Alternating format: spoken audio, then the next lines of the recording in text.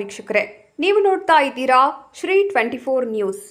100 ಗುಡಿಗಳ ಊರು ಎಂದೇ ಪ್ರಸಿದ್ಧವಾಗಿರುವ ಆಳಂದ ತಾಲೂಕಿನ ಮಾಡಿಯಾಳ ಗ್ರಾಮದ ಪ್ರಾಚೀನ ಕಾಲದ ಶಂಕರಲಿಂಗೇಶ್ವರ ದೇವಾಲಯದ ರಥೋತ್ಸವ ಸಾವಿರಾರು ಭಕ್ತರ ನಡುವೆ ಬಹು ವಿಜೃಂಭಣೆಯುಂಡ ಜರುಗಿತು. ಹರಹರ ಶಂಕರ ಹರಹರ ಮಹಾದೇವ ಎನ್ನುತ್ತಾ ಉತ್ತತ್ತಿ ಬಾಳೆಹಣ್ಣು ಒಡೆಯುತ್ತಾ ಜಯಘೋಷದೊಂದಿಗೆ ಬಹಳ ವಿಜೃಂಭಣೆಯಿಂದ ತೇರನ್ನು ಎಳೆಯಲಾಯಿತು. ರಥೋತ್ಸವದಲ್ಲಿ 10 ಪುರಂತರ ನಡುವೆ ಶ್ರೀ ಉಪ್ಪತ್ತೇಶ್ವರ ವಿರಕ್ತ ಮಠದ ಪೂಜ್ಯರಾದ ಶ್ರೀ ಮರಳುಸಿದ್ಧ ಮಹಾಸ್ವಾಮೀಜಿಗಳು ರಥದೊಳಗೆ ಕುಳಿತುಕೊಂಡು ಭವ್ಯ ರಥೋತ್ಸವಕ್ಕೆ ಚಾಲನೆ ನೀಡಿದರು. ಮಕ್ಕಳ ಚಿಣಕೋಲ ಮೇಳ ಜೊತೆಗೆ ಮದ್ದು ಸುಡುವುದು ಮತ್ತು ಮಕ್ಕಳ ಜನಕೋಲ ಮೇಳವೂ ಜರುಗಿದವು. ಈ ಸಂದರ್ಭದಲ್ಲಿ ಎಳಸಂಗಿ, ಬೆಣ್ಣೆಶುರೂರು, ದೇವಂತಿಗೆ, ಭೂಸನೂರ, ಜವಳಿ ಸೇರಿದಂತೆ ಸುತ್ತಮುತ್ತಲಿನ ಗ್ರಾಮದ ಭಕ್ತರು ಆಗಮಿಸಿದ್ದರು.